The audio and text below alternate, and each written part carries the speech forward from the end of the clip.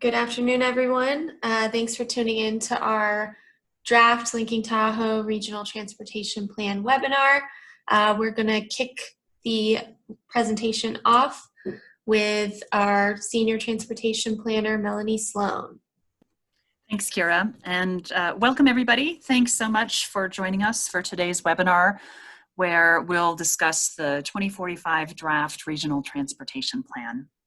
So my colleagues, Kira Smith, who you just heard, and Michelle Glickert, who's joining us as well, we're going to walk through the plan, discuss its background, think about the vision, and also discuss the goals, our approach to achieving them, and how we measure the progress towards those goals, and discuss a bit about how outreach like this webinar shaped the draft plan, because we have been engaging with you, the public, as well as our stakeholders through collaborative efforts and outreach events, because it really is your plan. And so we look forward to your comments and input today and throughout the public input period. We've been online for over 6 months now, so I think we're all pretty familiar with online meetings, but I just want to touch on a couple of pieces of ground rules, let's say. So everyone is muted, but we want to hear from you. So if you have questions or comments about what you're hearing today in the Regional Transportation Plan, please use the Q&A button. You can submit your questions that way. We're also going to be recording this presentation, and that recording, as well as the slides, will be sent out to everyone who registered today. And we'll also post that to the Transportation Plan webpage. That webpage will show up in just a second, and again at the end of the meeting, but just so you know, it's trpa.org/RTP. So before we get into the presentation, I just want to recognize that there are a number of folks on the webinar today that are focused on a potential transit center or mobility hub project in Incline Village. And we're really thankful that you're interested. We're really happy to have you, and we look forward to your participation today. Just to be clear, this plan, though, specific projects like that are not part of the Regional Transportation Plan. We recognize them, and you'll hear more about that as we move through. But we haven't at TRPA received a proposal from the Tahoe Transportation District, or TTD, which is advancing that, the idea of mobility hubs throughout the region. So we haven't begun reviewing anything, and that definitely may happen sometime down the road. And so it's a great time to hear from you. And if it's in relation to your concerns for Incline Village, again, you can use that Q&A. And Kira, next slide, please. But if your comments and questions are a little bit lengthier or really specific to a particular project like a mobility hub, we ask that you submit those to Michelle Glickert, and her webpage is in yellow on the screen right now. And again, there's opportunities to look at our plan and provide additional comments at the webpage, trpa.org/RTP. So with that, let's get into the details of the plan. Next slide, please. So the RTP is really oriented to climate action. And when we develop the vision you see on the screen, we think about it in that framework. Meeting greenhouse gas reduction goals by reducing mobile source emissions through reduced dependency on the personal automobile and its associated vehicle miles traveled. And the Regional Transportation Plan also serves as the state of California's sustainable community strategy. And in that state, the California Air Resource Board sets greenhouse gas reduction targets for the Tahoe region. And this plan delivers and achieves those greenhouse gas reduction standards, as well as provides additional greenhouse gas and vehicle mile travel reduction improvements. So the vision before you, it really is stressing connectivity and providing that focus on reducing personal automobile use. And that's for everyone. So we're looking to expand transportation options for residents and visitors alike. Next slide, please. So the Regional Transportation Plan, or RTP for short, is Tahoe's transportation blueprint. It provides a unified direction to improving transportation at Lake Tahoe. The diagram on this slide does two things. It shows you how we organized the plan around travel demand management, or TDM, trails, transit, technology, and communities. And each of these is also informed by partner plans such as the Long Range Transit Plan or the Lake Tahoe Safety Strategy and many others listed here. And what that does is it helps us to update the RTP with the most contemporary policies and projects. And those programs, policies, and projects are from each of those plans, and they're identified by each of the implementing agencies, like our cities, county, and TTD I mentioned a bit earlier. And this RTP also satisfies 3 distinct transportation authorities, and that's important for a few reasons, but simply because it satisfies both state and federal requirements for transportation planning and for transportation funding. And so projects in our regional transportation plan are eligible for that funding in the future. And as I mentioned earlier, it's really been a collaborative process to develop the draft plan we're presenting today, with input from you, the public, from both the states of California and Nevada, from those local governments like the city of South Lake Tahoe, Placer County, El Dorado County, Douglas County, Washoe County, as well as implementing partners like the Tahoe Transportation District or TTD and the U.S. Forest Service. Next slide, please. And so public input, it's key to this planning process, including today's webinar. We're in the middle of seeking comment and input on the draft regional transportation plan, and that goes through October 25th.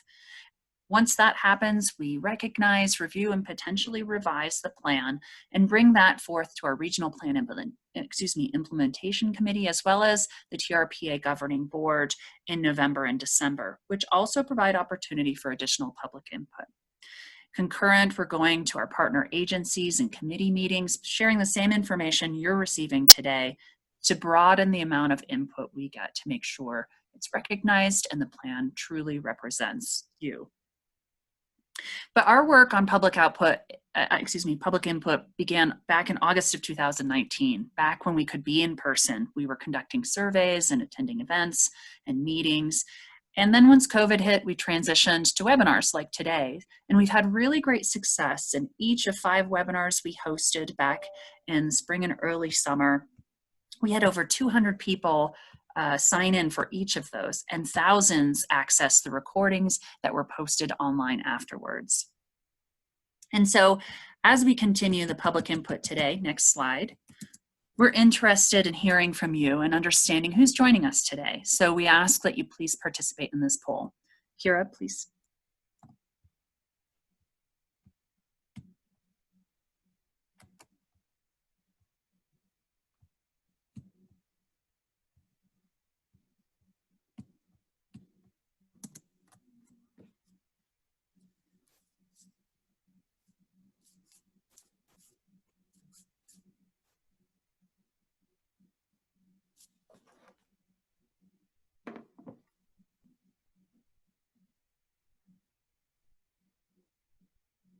Okay, how's our poll looking, Kira?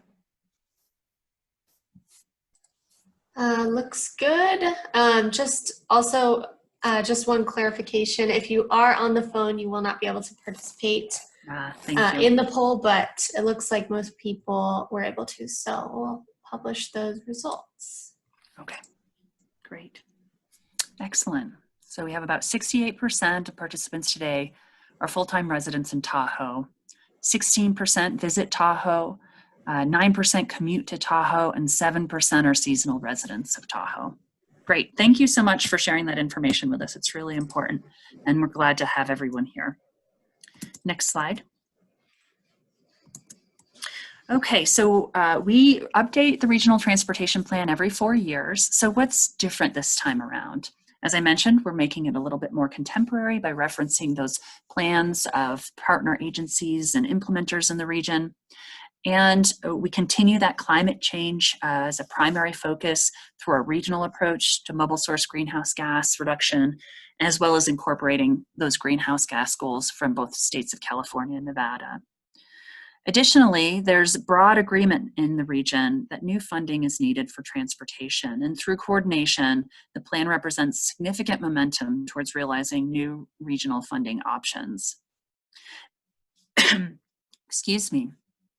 The 2 states, California and Nevada, convened the bi-state consultation on transportation with members representing both states, private business, and other stakeholders. And they've worked together to strengthen public-private partnerships, to develop a 10-year action plan of key transportation projects, and to identify funding and funding sources to implement those transformative projects at Tahoe. And this plan includes those priorities.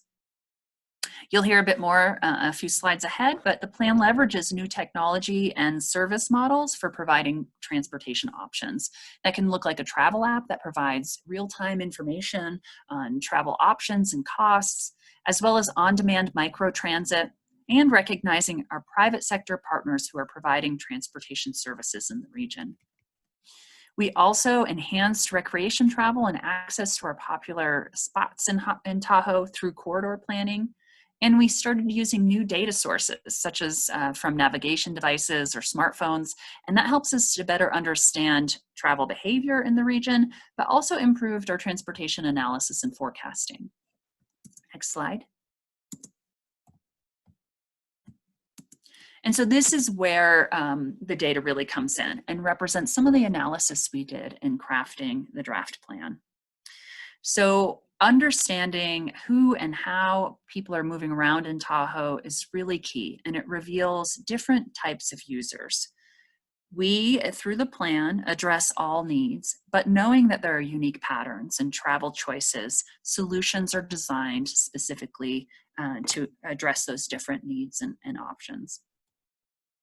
Because we are a recreation destination, we're not really focused as much on that commute peak hour, because that's not where we see our congestion. Instead, we see it during heavy recreation times, such as the winter when people are going to the ski resorts, or in the summer when they're going to our beaches and other popular destinations. So as we looked at the data and discovered and really explored these three different user types: visit, discover, and everyday, it helped us inform and think about the plan and projects and programs within it. So Visit Tahoe are those who come from outside the region. 96% arrive by car, 4% by transit. And this draft plan lays out an approach to increasing that 4% by thinking about including regional park and rides, regional bus connections, and laying the foundation for free and frequent transit once they are here, so that there is confidence that you can come and enjoy Tahoe fully without your personal automobile. Discover Tahoe users are those moving around within the region to all the popular recreation areas, and that could be visitors as well as residents. And there we see 1 in 3 trips are being made on foot, on bike, or using transit, and we're really proud of that. Everyday Tahoe users are people getting to work, going to the grocery store, getting their kids to school, going home. And about 90% of those trips are done by car. And this plan sets out work to increase the number that are thinking and using transit, walking, and biking to do so. Next slide. We also use the data to understand how people are visiting us and where they're coming from. So we looked at what we call the basin entry points, and those are the roads and highways that connect into Tahoe. 89 into Tahoe City, 267, Rose Highway, US 50 at Spooner Summit, US 50 at Echo Summit, and the Kingsbury Grade. The map we're showing here shows all travel into the basin, the Tahoe region, on one of those roads in a typical in July of 2019, excuse me. And what you can see is the lighter the line, the heavier the travel, with yellow demonstrating the heaviest. And what we found was in July of 2019, about 1 in 4 trips into Tahoe came up over Spooner Summit. And we see 17% coming in on 89 into Tahoe City, on 267, 14% coming up over Echo Pass on US 50 in the south, 12% coming in on Kingsbury Grade, and 11% over Rose Highway. Next slide, please. And then we looked at where people are going once they're in the region. And the maps on the screen now show average daily traffic in February on the left and in July on the right. It lets us understand where our popular destinations are and how they change seasonally. Combined, the data helps us to understand where and how people are coming into the region and where they're going once they're here. And that information is really key to the development of the elements of the plan, which my coworker Kira Smith will discuss right now. Thanks, Kira. Thank you, Melanie. So good afternoon, everyone. I'm Kira Smith, Associate Transportation Planner for TRPA, and I will be walking through the projects and programs identified in the Regional Transportation Plan. So the RTP Plan chapter is organized into two main sections: Travel Demand Management and Transportation System Management. So the chapter begins with a discussion on travel demand management, which is really all about behavior change. So as you can imagine, that is not an easy task. But significantly shifting mode share results requires both infrastructure improvements and encouragement to help travelers make different mode choices. Many agencies around the basin already do this on a daily basis through marketing and other programs that encourage people to ditch their cars in favor of other modes. One example is seasonal free park and rides offered on the North Shore during the ski seasons. And you can see an example of one of their marketing signs for that program. And then we're also starting to work on an employer trip reduction program to encourage employers to offer incentives to their employees to commute to work by bus, biking, walking, or carpooling. And then beyond that, travel demand management strategies also include parking management, free-to-the-user transit, and on-demand transit. All of these things are included in the Regional Transportation Plan, and many of them are things that we are starting on right now. So the next section of the plan covers transportation system management, which are the actual projects that are planned, designed, and then built. In the RTP, these improvements are organized into 4 categories: transit, trails, technology, and communities. If you tuned into our webinar series this summer, you'll recognize these categories as the themes of each of those webinars. And these are really the pillars of our plan. So let's get into some of the actual projects. So for transit, in the short term, we want to continue providing free-to-the-user transit. Both TART and TTD recently started offering completely free-to-the-user transit. So it's something we definitely want to work towards continuing. We also want to work towards electrifying the fleets. We'll work to improve frequency, particularly along those core routes like Highway 50, Highway 28. And then on the South Shore in particular, the plan proposes extending service hours into those late night hours. And regionally, we're hoping to start piloting more microtransit services to provide better options to neighborhoods that don't depend on deviating the existing fixed routes we have. And then in the long term, the plan proposes increasing frequency to 15 minutes or less on core routes. We'll hopefully see that Cross Lake Ferry operating. Service to rec sites will become more frequent with connections to mobility hubs around the lake. And finally, we'll start to see some more regional services that can bring visitors to Tahoe without their cars. The next section of the plan is trails. Our region has made a lot of progress building trails over the last several years, and we want to keep that momentum going. So by 2025, we'll see some really key sections of the Tahoe Trail around the lake, including the next section along the East Shore to Spooner and other key neighborhood connectors. By 2035, we'll hopefully have that major section around Emerald Bay built from Meeks Bay to Baldwin Beach. The recently adopted State Route 89 corridor plan outlines the strategies to get this done. And then by 2045, we'd like to see full build out of the Tahoe Trail around the lake, the South Tahoe Greenway, which will connect key neighborhoods in the South Shore, and many other critical bike paths and sidewalks connecting neighborhoods to town centers. So the next section of the plan is technology. This plan utilizes technology to maximize efficiency and improve user experience. With improved data collection, signal coordination, managed travel lanes, we can maximize the efficiency of our transportation system at Lake Tahoe. Having access to information to help people make better travel decisions is really where technology comes in. Finding available parking, knowing when the next shuttle is arriving are some examples that are listed in this technology chapter. And really the technology chapter focuses on enhancing the fiber optic network and electric vehicle charging throughout the region. And then we also look at new modes like e-bikes and e-scooters and examine how we might be able to incorporate those in the regional system in the future. This chapter also highlights adaptive corridor management, which includes things like bus-only lanes along some of those main highways.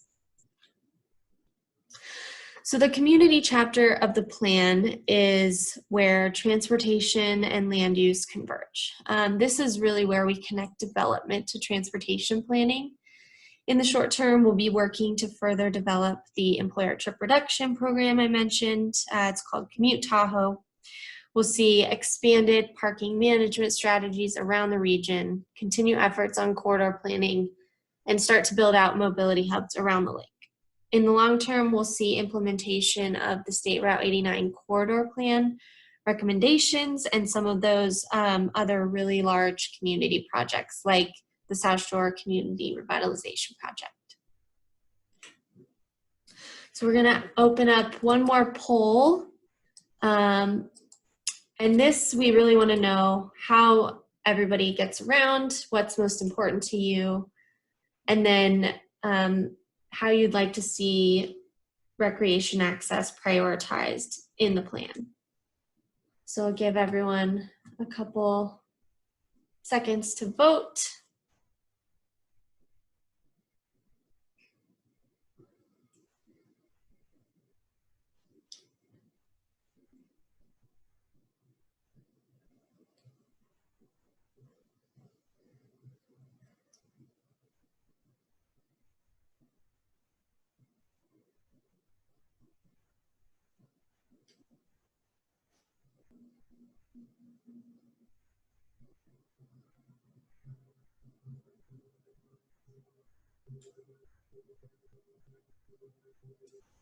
All right, we'll just give it 5 more seconds to see if anybody else has some last minute thoughts on this.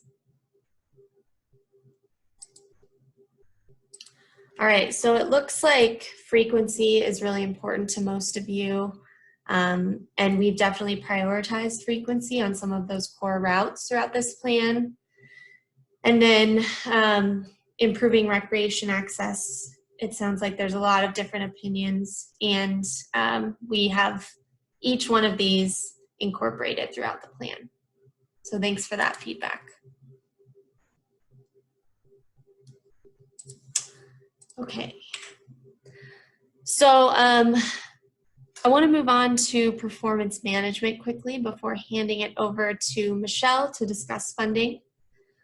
In order to understand how the region is progressing, we monitor numerous performance measures to ensure that we're on the right track.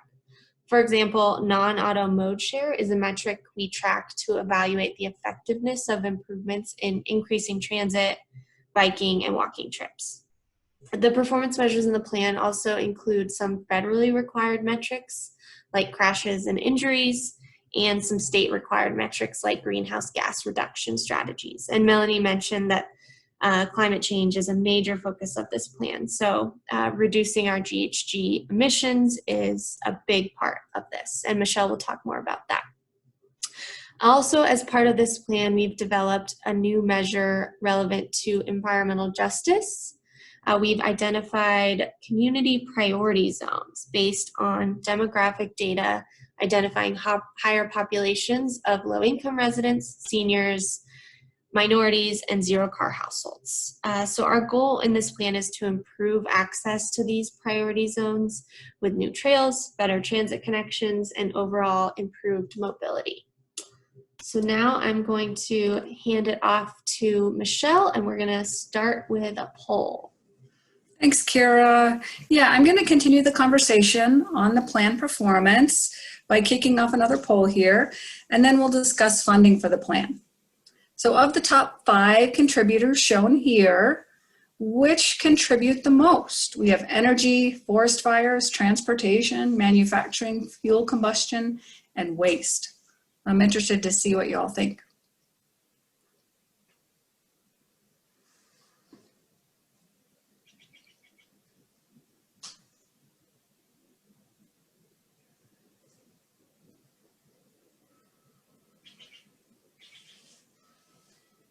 I know you're giving it a lot of thought. It's definitely not a trick question.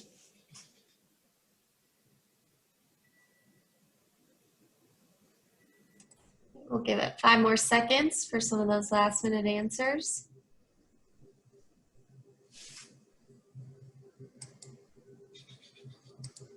All right. Oh, wow. Nice. So you might be a little surprised, but energy is actually number 1 and transportation is number 2. Transportation contributes about 30% of total GHG. It's a little surprising, but it is exactly why we in Tahoe focus on GHG.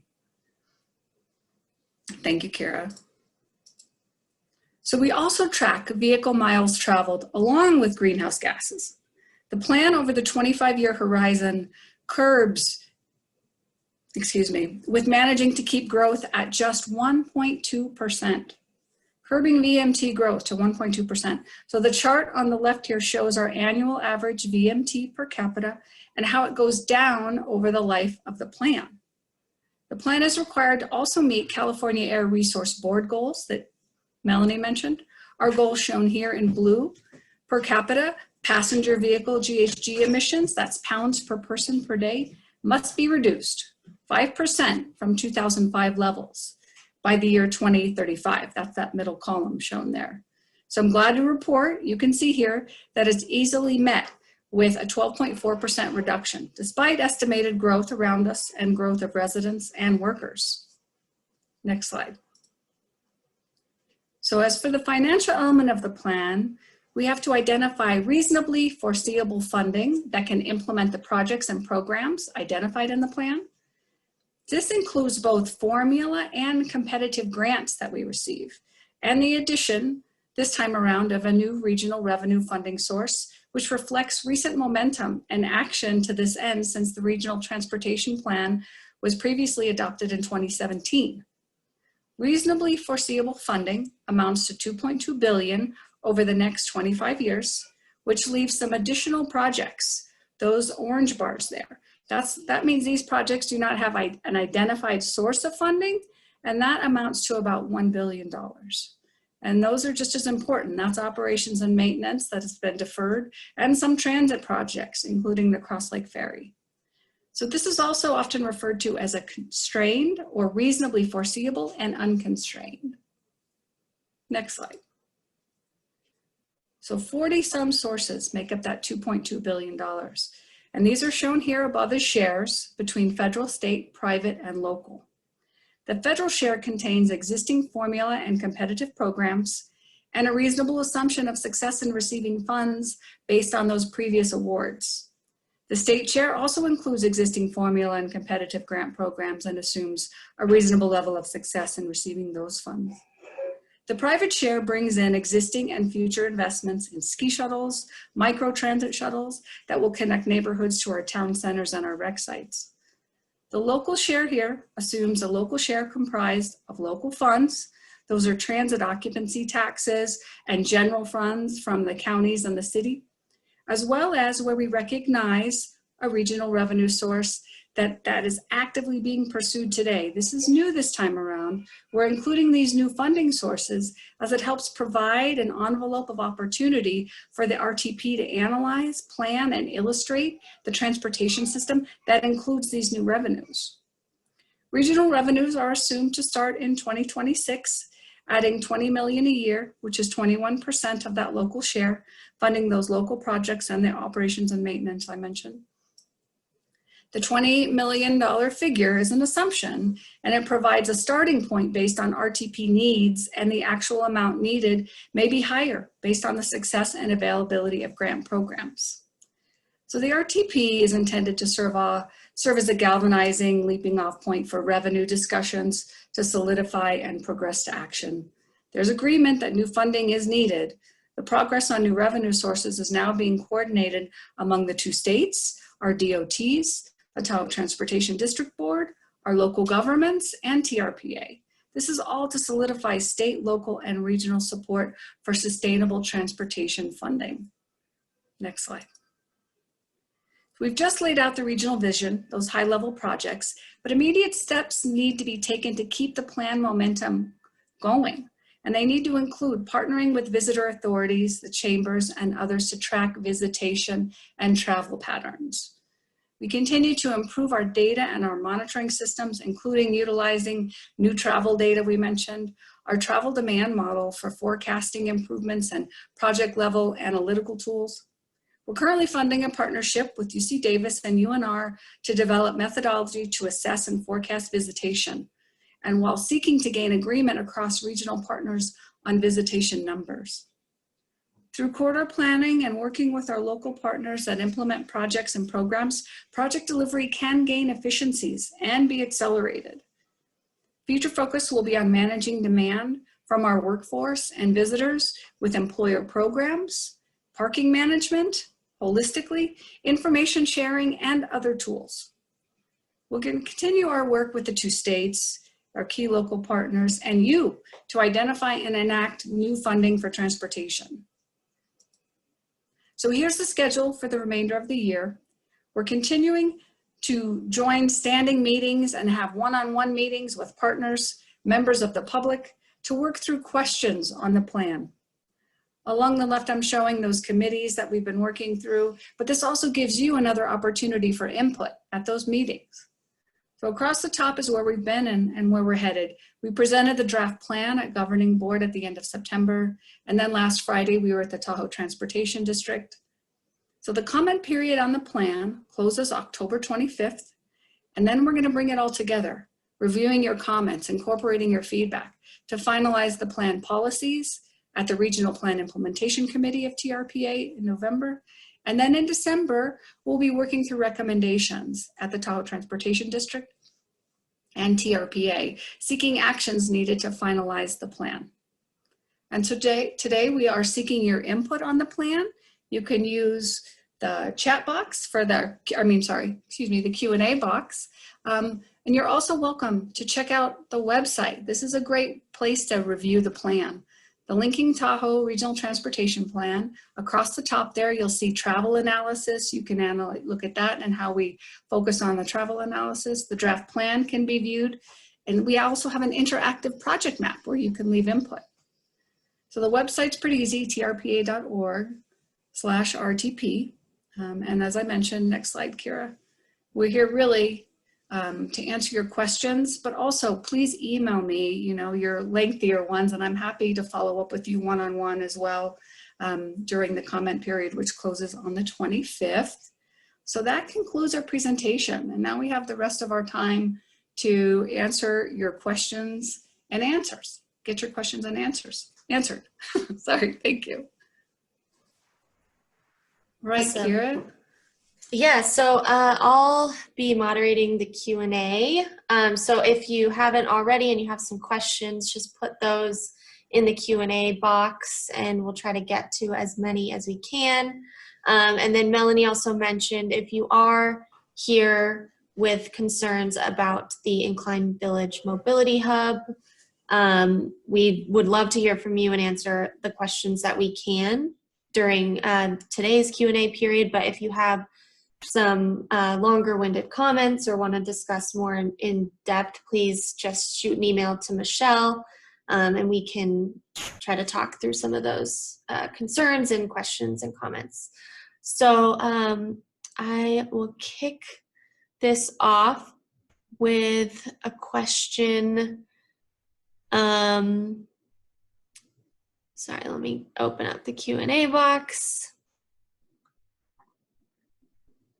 So there's one question about placing a boat stop in Incline Village, with Incline Village beaches being private.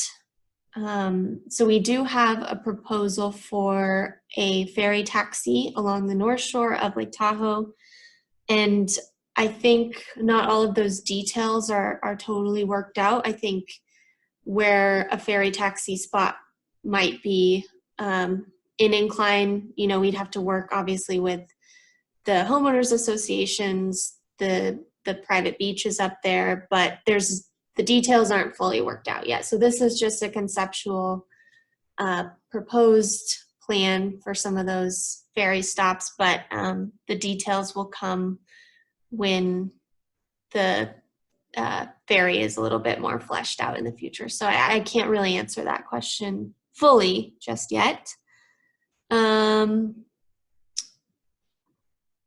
So there's another question about how does this plan support expanding electric vehicles? And I might pass that on to either Michelle or Melanie. Sorry, Kara, I'm trying to monitor. We've got chat and Q&A. It absolutely does. So we do have a plan, and that can be viewed at the TRP website.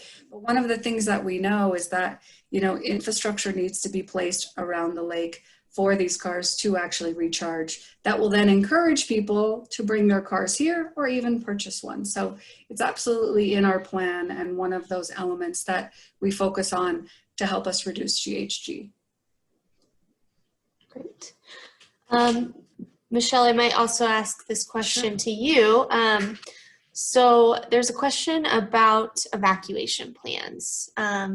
They seem to be lacking, and we need to limit the number of cars in the basin to allow for evacuation is the question. So I wonder if you could address that.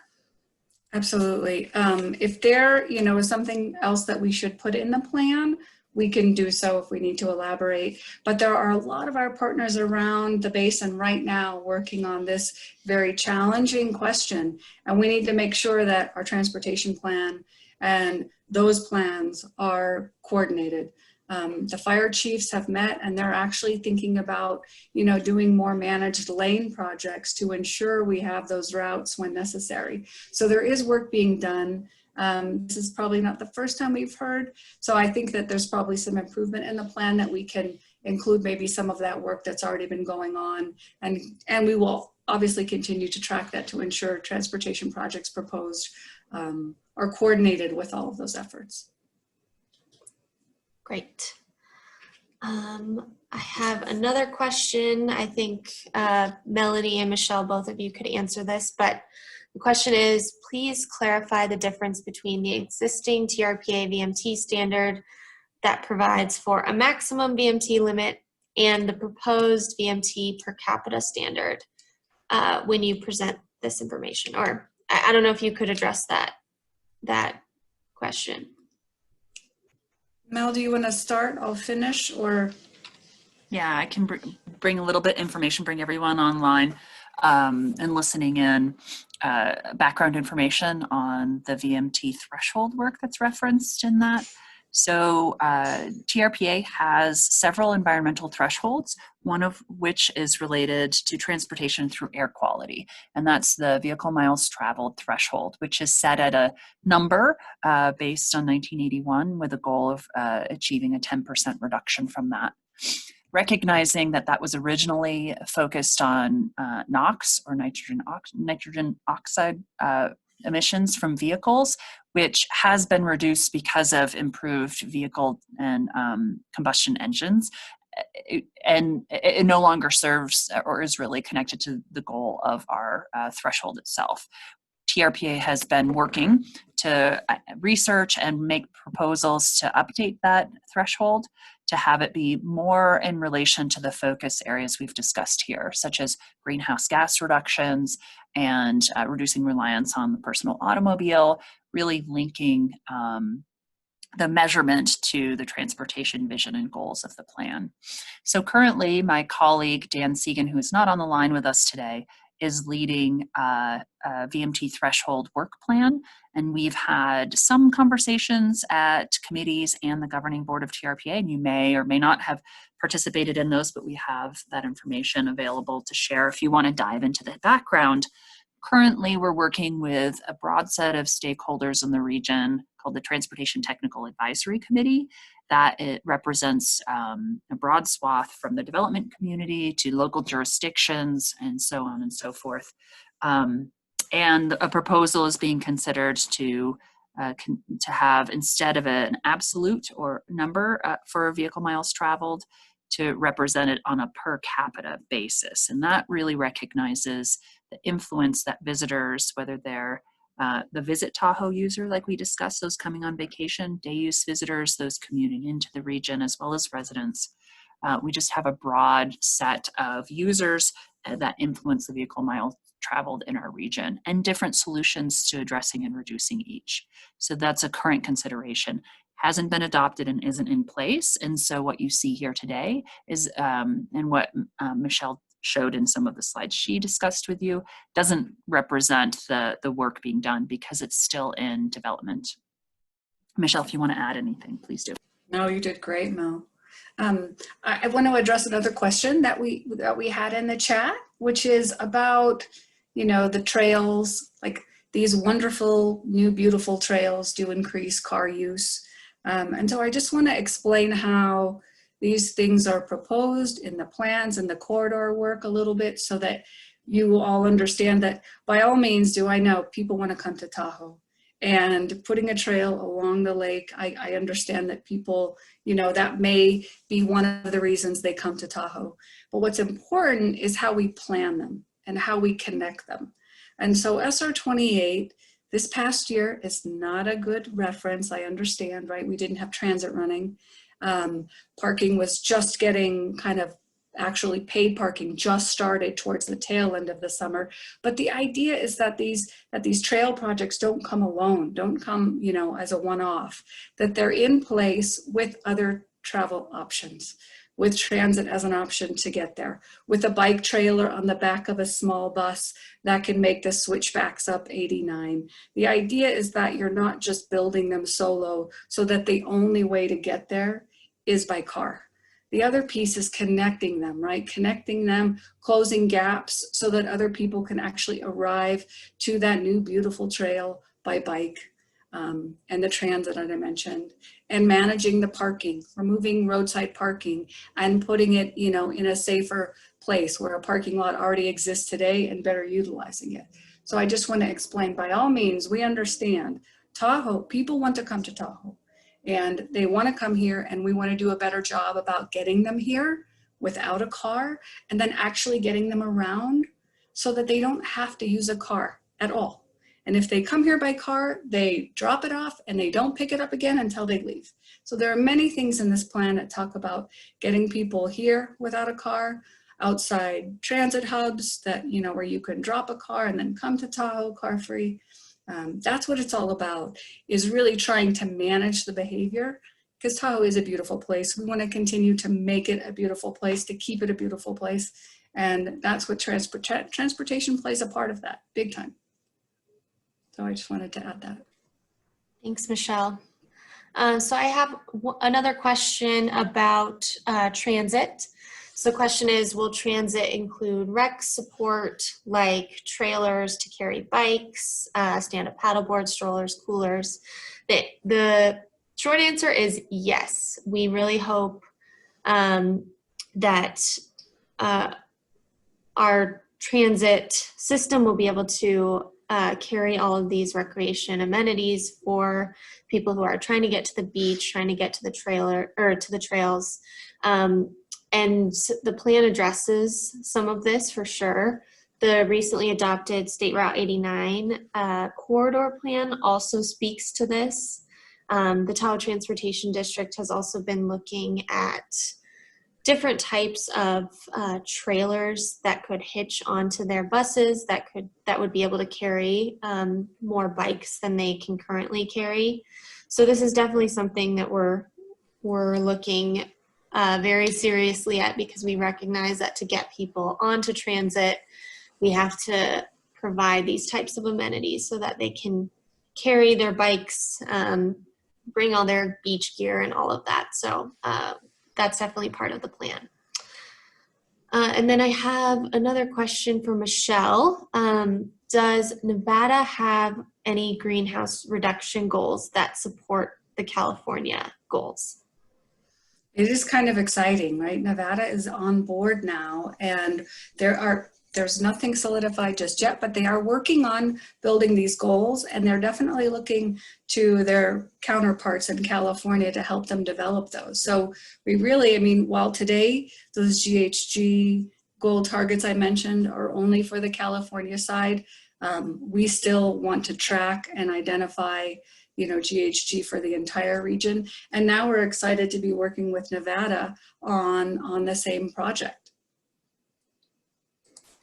Great, thank you. So I have another question for you, Michelle. There have been a couple questions about the regional revenue funding source, specifically about One Tahoe, the One Tahoe Transportation Initiative that TTD is working on, and a basin entry fee. Can you maybe talk a little bit about how the One Tahoe initiative relates to the regional revenue discussions that we have in the RTP? Absolutely. Yeah, so regional revenue identified here is pretty broad because we know that One Tahoe is still being developed. And so what we're really trying to do is garner all of that support and those conversations and answer some of the questions people have about One Tahoe. So when we identify it here, we've said there is momentum now. Both states are at the table talking about One Tahoe, talking about what those future transportation revenue sources can be. And so it's really, really trying to build on the momentum and all of the great work that's been done, but there's still some questions that are unanswered. And so we're going to be working through that and building on their work. Great, thanks, Michelle. So I have another question. This is for Melanie. Melanie, can you talk a little bit about how this regional transportation plan links to the Resort Triangle transportation plan that Placer County recently developed? Yeah, absolutely. It's a great question too, because the Resort Triangle Transportation Plan that Placer County just released in September is a fantastic plan that really complements this draft regional transportation plan. We share a lot of the same vision and goals, providing more transportation options, looking at things such as transit, new technologies, and connecting people to destinations in ways other than relying on the personal automobile. So TRPA did participate very closely in that. We were members on the stakeholder committee for that plan. And as with all of the plans that were referenced in the third slide that had the diagram of each of our focus areas and the supporting plans, the Resort Triangle Transportation Plan is also one of those supporting plans. Talk about contemporary planning, as I said, it just completed in September, and projects and programs that really support the vision, as I just detailed. So what we did is we both worked with them on their planning process, and then in recognizing the projects and programs in the draft plan here, had meetings one-on-one with each of our jurisdictions and implementers to understand, okay, you have this vision now. When do you think you might start seeing implementation of each of those tasks? And of course, a lot more work has to be done. And so we really took Placer County's lead on identifying which projects should be identified in the regional transportation plan and when. And so they do show up in our project list because as with those other plans referenced, that's where we really identify the contents for the plan, the draft plan project list. Yes, thanks, Melanie. So there is a question about East Shore Transit. So I guess just about when that service will be operating, when it will expand to Spooner. So that service, the East Shore Express, has been running very successfully for the past several years now, gaining ridership every year. Unfortunately, TTD was not able to operate that service this summer due to the coronavirus pandemic.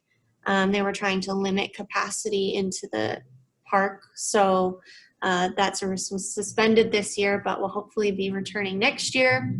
And then there are plans outlined in this regional transportation plan and in TTD's own transit plans that will expand that service all the way to Spooner Summit. And so there will be a park and ride at Spooner The bike path eventually that goes now from Incline Village to Sand Harbor will be extended to Spooner also.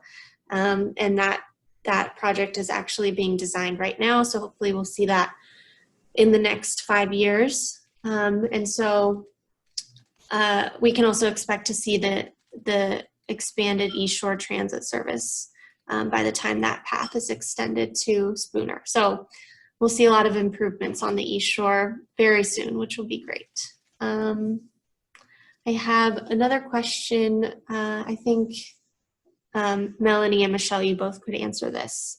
So the question is there a consideration in benefiting basin communication, specifically broadband infrastructure?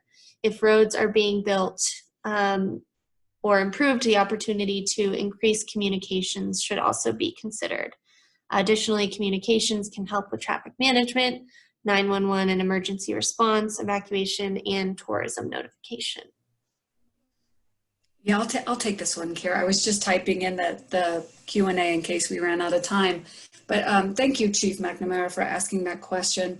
It's absolutely essential. We talk about real-time information, at the palm of your hand, understanding where to park before you get there. All of that relies on good basin communication.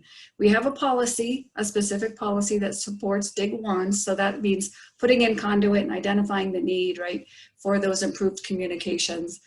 So we certainly support it. And there's a lot of great work being done right now by the Prosperity Center and others to really hone in on how we get better communications here. We know that there is a definite need, and you're absolutely right. It's not just about even, the handheld cell phone, right? It's about 911 and emergency response so that you can get the information you need for evacuation. We can get the information we need to be notified. So for sure, it's in the plan. And if you think there's other ways to enhance it and other things we can do in there, let us know. Thanks, Michelle. So we only have a couple more minutes left in the Q&A, but I want to speak to the many comments we've been receiving about the mobility hub in Incline Village. I know Michelle has personally been speaking to a lot of the people concerned about that. So I just wonder, Michelle, if you could maybe address that again. Melanie mentioned that the specifics aren't yet worked out and really are not in this regional transportation plan, but we definitely want to address all of your concerns. Yeah, I spoke to a few folks this morning on the phone just before this, and I guess I just want to say that, your input for the regional transportation plan is what we're seeking today, and I understand that there are some concerns about this particular project right now and the exact location. What I'm also hearing, though, is that what you'd really like, everyone seems to understand that a hub and the concept is needed, but what you'd really like to see is workforce housing and more of it. So that's the kind of information that I encourage you to send to me at trpa.org so that we can fold that and those comments into, the public record. Is that really what you're seeking is, workforce housing, which we completely support at TRPA and in this plan. So I just want to encourage you. I'm going to pass along all of those comments and questions over to the Tahoe Transportation District, because I know that they are open to understanding the needs that you all have and designing the site. So I hope that helps, but feel free. I've already got a couple emails this morning and happy to have some conversations with you about it as well. Yes, we definitely want to make sure we take all of your concerns into consideration. So definitely reach out to Michelle with your questions. So there's another question about development. The question is, there has been an uptick in development. How is this increased allowance for development justified given the transportation complex? And I'm going to direct that question to Melanie. Thanks, Kira, and thank you for that question. One thing I'd like to briefly explain is in Tahoe, development projects get reviewed for impacts to transportation. And we currently have a process to do so in our Code of Ordinances. But we're also in the process of updating that approach. And so I'm leading that effort, and it is moving in the same time frame as that vehicle miles traveled threshold we talked about a little bit earlier with another question. So I have also been working with the Transportation Technical Advisory Committee, as well as local jurisdictions and experts on the field of assessing projects for impacts to transportation, to ensure that development that comes through is properly assessed for its contribution to transportation using vehicle miles traveled, and is asked to mitigate those impacts if they're found to be significant. And that can happen either through contributing, like building a sidewalk or a bike lane, as well as through payment of a mitigation fee. All of that, just like the vehicle miles traveled threshold, is in development. And the reason we are updating both is because, practice is advancing, and we at TRPA want to make sure that our processes do the same. Currently, though, we do have a means of assessing, evaluating, and improving projects based on their impacts to transportation. Looks at trips, but every project is reviewed for that extent. And I'd be happy to share more information. It's a fairly complex topic. If you email Michelle, again, her email address is on the page, and it's around this particular topic. She'll forward it to me. But I hope that answered a bit of your question. Thanks, Melanie. So we are at 1 o'clock right now. We want to apologize if we weren't able to get to your question this afternoon, but we do want to answer everyone's questions, and we appreciate all of your comments on the Regional Transportation Plan. So please email any questions you have and any comments you have to Michelle. Again, that's mglickert@trpa.org. The public comment period will be open through October 25th, and you can also check out the draft plan at trpa.org/RTP. Thank you all for tuning in, and we look forward to having more conversations and hearing from all of you. Thanks, everyone. I really appreciate you spending time with us today, and especially those incline residents. We greatly look forward to your feedback. Thanks.